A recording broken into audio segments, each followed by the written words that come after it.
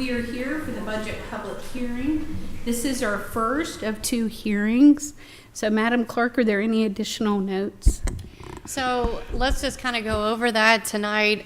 So we will have the budget public hearing tonight, and then what you will see following the budget public hearing in the month of November are the first and second reading of the ordinance for the budget and adoption. And so tonight, the CFO will be presenting to you the proposed 2026 budget. And in between the time for the public hearing and the first and second reading and adoption, the board members have time to make amendments to the budget prior to adoption. Thank you. And with that, we'll give that to the CFO. And so normally, you can come on. Normally, we have public comment at the beginning of our meetings. Tonight, we're going to have it after the presentation, so you can ask any questions and things like that. We do have yellow comment cards that you can fill out, so we'll pass those out if you're interested in speaking. All right. Thank you. All right. Good evening, Chair and Commissioner. Good to see you all tonight. So we are here tonight to talk about the 2026 proposed general fund budget, and this is the proposed budget by the chair. So I started the budget process with finance before the current CFO came, so I'm going to start the presentation off and hand it off to him, and I'll interject if if he has questions. So we are excited to be here tonight for your first budget.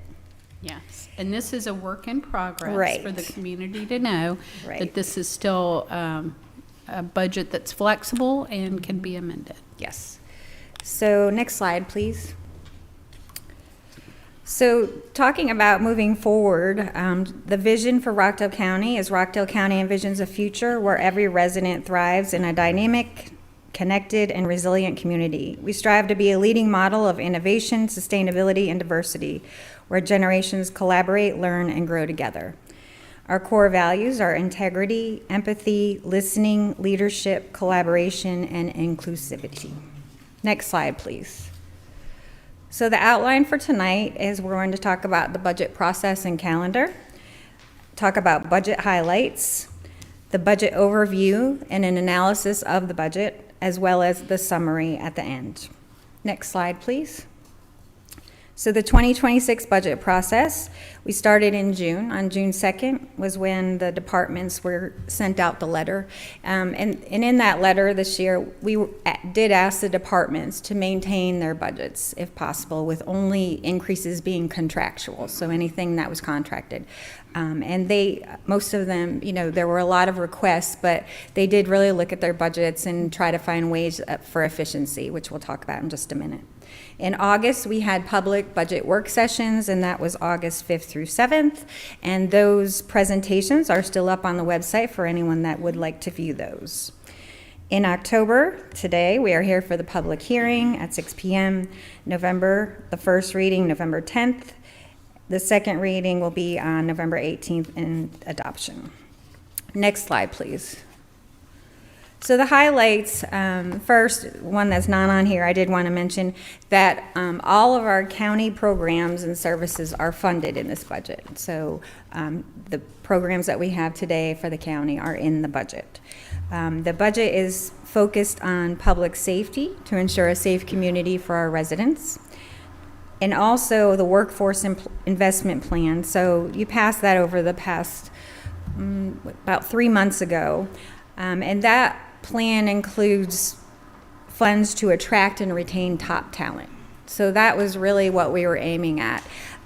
We did cost of living adjustments, and that was countywide. That impacted touched every employee on our staff, and that was included in the workforce investment. The second were compensation adjustments for our public safety, for fire and for the sheriff's office. And those were for the firefighters, suppression personnel, as well as the sworn deputies and officers in the sheriff's department. So those were based on market alignments to be competitive in the market. We also added incentives, both fire and sheriff. That is included in the workforce improvement plan as well. There are years of service incentives, there's certification incentives, different they're both different. Fire has their own plan and the sheriff has their own. But all of that falls under that umbrella of workforce investment.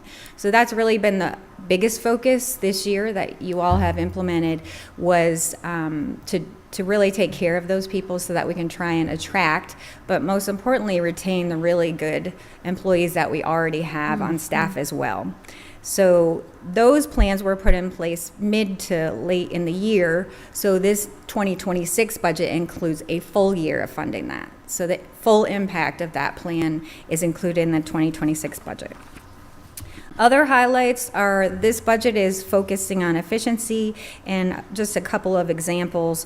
One was general services is proposing to provide custodial services as well as HVAC, technician, maintenance in-house. So they have come up with a plan, and that proposed to save about $300,000. So that is one of the efficiency ideas. Others that were implemented throughout the year were reductions in staff or positions as they became vacant. Departments really looking at them and consolidating some of the actual job duties into other positions so as to reduce the amount of staff. So those are the highlights for the budget. And I'm going to pass off for the analysis part and the numbers to the CFO.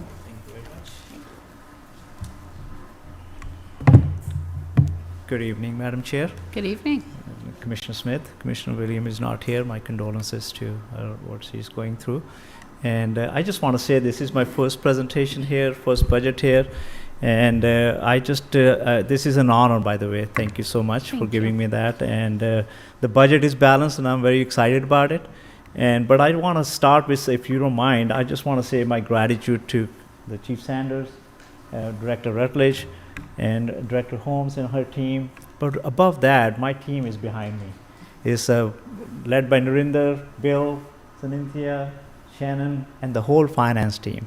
Just been supportive of me. I've been here about a month and a half now, and my transition has been very good. I really appreciate them. Having said that, let's just go to the presentation. Next slide, please. This is where I started in September when I came in. I was looking at this budget, and it was $143.28 million. We were looking at the revenue at that time, about $126 million, actually 130, lower to 126 now. So we are talking about $17 million gap. And our goal was, how can we balance this thing? We all worked together on it. Madam Chair, you and your team worked with me, my team worked. And now today, we're going to go to this budget where it is a balanced budget of $126.77 million. Next slide, please. So when we compare the budget for general fund for the 26 versus 25, it's 123 million point 46 was revenues, 126.77 revenue for over 26. Comparing the operating expenses, 113 to 120. We have a judicial complex and land acquisition bond that is $6.4 million for both year. Transfer of capital to CIP for over 3.5 million in 25. Same for this year. The only difference is this year is that we are using our fund balance reserve for it. Next slide. This is the overall picture of our revenues, that where it comes from. Taxes are 88.1 million, 70%. Other financial services is 25.02, 6.2 million for our charges for services, and on and on. The rest is just whatever doesn't fit, it calls into something called miscellaneous revenue. Next slide, please. Our expenditure is 126.77. And they are very much into all these categories: salaries, purchase and contract, supplies, indirect. They're all into like 58% for salaries, 20% of purchase and contract services. Supplies are 7%, and indirect cost is 15%. Indirect cost covers for our debt service and also for all other stuff which doesn't fit into the other categories. We cover that over there. CFO Majid, Sorry. I just want to remind you that we are streaming live. We have to speak directly into the microphone because Let's I try think that. everyone will want to hear this valuable information. It's Thank you. my instructor habits of walking around in the classroom. Right. And next slide, please. Operating budget by county services. If we divide our county services into 5 categories: public safety, the next one is general government, the court services, culture and recreation, and transportation. We have 45% for over public safety, general government is 35, and on, and we are all into 100%. Next slide, please. Public safety is $60.27 million. Have a sheriff's office, fire rescue, E911, EMA, EMS combined with coroner's office and animal services. E911 is a unique one over here because this is a general fund budget, but it's a special revenue fund, but it ties with the public safety, so we added that into this thing. Next slide, please. I just wanted to mention one thing. If you look at the EMA, this is the comparison of the two, 25 and 26 side by side. This is the highest increase in any area of the county right now, where we moved about $5.7 million from one year to the other. And the reason is there's twofold to it. One is the EMA. We moved over risk management that you voted earlier today into from HR to EMA. That is about $2 million. The rest is all about giving our public safety more money to deals with the compensation, deal with the workforce investment plan that we have, and also to handle all the I call it necessary inflationary pressure that we are facing over there to deal with it. And next slide, please. Public safety comparison again from 2024 to 2026. At 53.33 million actual to 24 to 54, now to 60.27. Next slide, please. General government, whatever doesn't fall into the public safety, cultural, recreation, the courts, and the transportation, it goes right here. Everything else is all combined together over here. I don't want to read through all this, but I think the highlight is that the all services in here, the one thing that I want to mention about is human resources. Excuse me. This is where the transfer happened for the risk management from human services to EMA, who went from this service area to the public safety, about $2 million. Non-departmental is another highest one over here, which is all the stuff relating to which it doesn't fall into the department. Mostly it is the debt service for the county. The rest is all very small budgets altogether. Next slide, please. I'd be happy to slow down if you guys thinking is going too fast. No. So side-by-side comparison of the two. This is the one budget where I will say that it went down about $5 million. One of the main reasons is this, the non-departmental, where we did the $3.5 million capital transfer from fund balance is no longer here. That's the one thing. Second is this, that we transferred that $2 million for risk management from here to the public safety. So those were the major reasons that this budget went down. Next slide, please. A comparison with the 24 actuals to the budget for 25 and 26. Next slide, please. Court services have all over district attorney, the clerks of the court, juvenile court, superior court 1 and 2, state court, public defender, probate court, sorry, and the magistrate court. Can't read my own slides over here. Next slide, please. Side-by-side comparison. This budget went up for a couple of reasons. One is there was a HB 85 state mandated to us. That's one reason. The compensation adjustment was the other one. And there was a one position added for public defender's office. So very minor increase to all together. Next slide, please. Court services comparison from 2024, 2025, and 26. 10.44 million to 11.64 to 13.5. Next slide, please. Cultural and recreation, 7.97 altogether. Parks and recreation is the biggest department over here, 4.66 million, 59%. Senior services, 1.8 million, 22%. Libraries, 14%. And agencies is 5%. Next slide, please. Side-by-side comparison for this. This is the one example that I will say that we have where the Parks and Recreation came forward with a reduced budget than the last year. I call it efficiencies are met right here, where the department put together their budget less than the last year's budget. The rest is very much similar to the comparison to the previous year. Next slide, please. 3-year budget comparison, 7.43 to 8.08. and then 7.97. Very, very subtle changes between this budget. Next slide, please. Transportation is only one. So 2026 proposed is 5.16 million, 4.6 was this year, and last year actual was 3.38. One can ask about that, there's a change to it. This is one of those budget which inflation does impact this budget quite a bit because of the paving roads and taking care of all the stuff. Next slide, please. So when we compare our altogether general fund, we look into saying that what is our fund balance? One can ask about the fund balance is what is it? It's basically our reserves.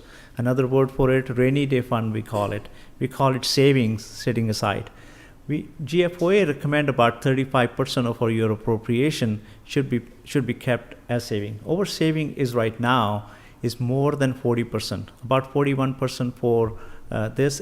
Before that was more. So you can see our fund balance is going up until we use this 3.5 million out of it this year for one-time capital projects. We have a reserve set aside from that fund balance, 13.2 million for our reserve for the JAC, Judicial Administrative Complex, and our millage rate at 18.692, the rollback of 18.282, and we will do another set of the millage rate in August of 2026. And next slide, please. The summary, I will say the general fund is structurally balanced. Capital improvement is budgeted. All other funds are budgeted, and including our enterprise funds. Goal is to continue to be efficient and reduce the budget. Next slide, please. And the only thing we have is that we can ask questions right now, but this is the website link over here for where the budget is by line detail, by department here. Part of our ordinance is there. This presentation is going to be posted up there also. And thank you so much for giving me an opportunity. And you can tell I'm not a good presenter. Not true. I appreciate all of you guys. And I will get used to it. Director Rutledge is going to keep on reminding me. Very good. I am here for questions after the budget, and I will sit right here. If anybody has anything that I can help for this budget, I'd be totally fine. And thank you so much. Thank you very much. CO Sanders, can you go over some of the debts that we are encumbered to? So for the bonds, we have 5.5 million that is in this budget for the judicial and administrative complex bonds. And then we have 900,000 in the budget for the Sigmund Road property. Those are the two bond payments. Okay, what about Costly Mill? We also have that for 2 more years, I believe. It's a little over 1 million. 1 million. Mm-hmm. Okay, and what about our enterprise? Can you explain the enterprise contract that we have for fleet? Okay, so we have a contract with Enterprise that is a multi-year contract where we lease vehicles. And so that and the lease of the heavy equipment is a little over $1 million that we are, that is included in the budget as well. I think it's 1.4, correct? Is it leases? Yeah, leases are 1.4. 1.4. Yeah. Okay. Okay. All right, and do we have any other bonds or debt out of there? No, the only other are in the enterprise funds. Okay, all right, very good. All right, and when does the bond payment for the judicial administrative complex balloon to 7.5 million? 2 years. Mm-hmm. Yes, 2 years. In 2027? Mm-hmm. Okay. Yes, I think January 2020, yeah, 27, the Costly will end, and yes,